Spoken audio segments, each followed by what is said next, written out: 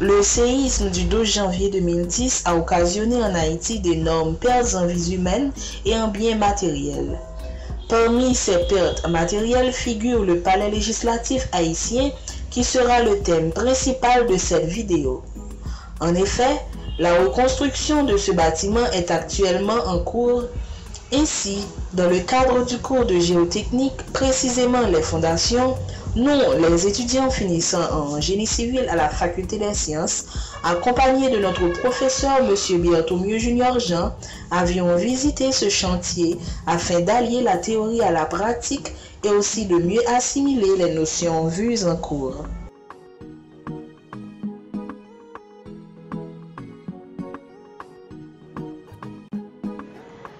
Présentation du bâtiment. 40 000 m², c'est la surface du prochain siège du Parlement haïtien. Cela représente 4 immeubles comme celui qui abrite le siège social de la compagnie Digicel à Turgeon. Cet immeuble colossal sera situé au bicentenaire entre La Saline et Cité de Dieu et coûtera environ 89 millions de dollars sans meubles. L'exécution de ce chantier est réalisée par la firme chinoise Hongyuan Ltd et a remporté l'appel d'offres à la suite de l'abandon des travaux par la firme dominicaine HADDOM. Et la supervision est assurée par la firme Beta Ingénieurs Conseil.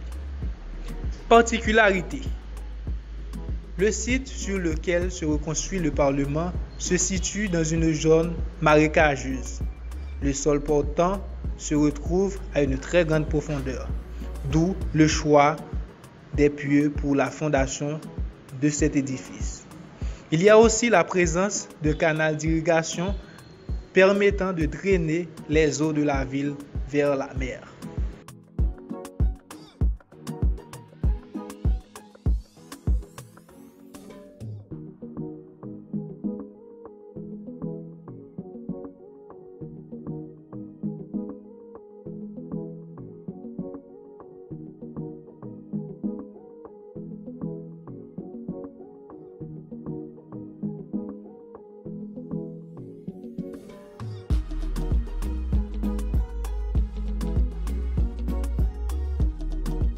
Remarque particulière sur l'exploitation des résultats.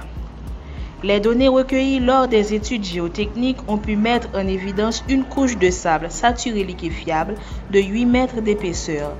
Il faudra alors en tenir compte au niveau du choix et des calculs du système de fondation. L'essai H sur V donne la fréquence propre du sol et indique sa susceptibilité aux effets de site lithologiques.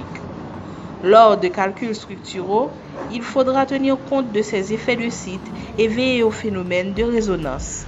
Voici ci-joint une coupe lithologique du sol.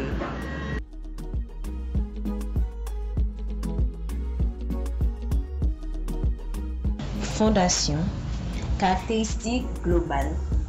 Le projet est divisé en 4 bâtiments A, B, C et D. Les bâtiments ont les dimensions suivantes. Bâtiment A, 69 mètres par 56 mètres. Bâtiment B, 34 mètres par 56 mètres. Bâtiment C, 46 mètres par 38 mètres. Et bâtiment D, 60 mètres par 35 mètres. Ces derniers sont sous des radiers généraux sur des pieux portants. C'est une fondation mixte, les pieux pour la fondation profonde et le radier pour la fondation superficielle.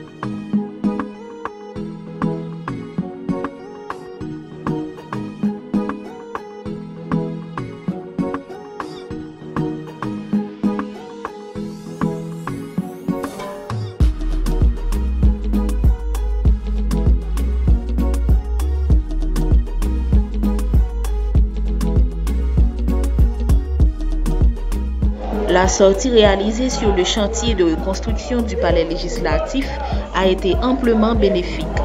Elle nous a permis entre autres de complémentariser les notions théoriques vues dans le cours de Mécasol, autrement dit de confronter les idées théoriques reçues au cours aux faits réels sur le terrain, de matérialiser certains concepts.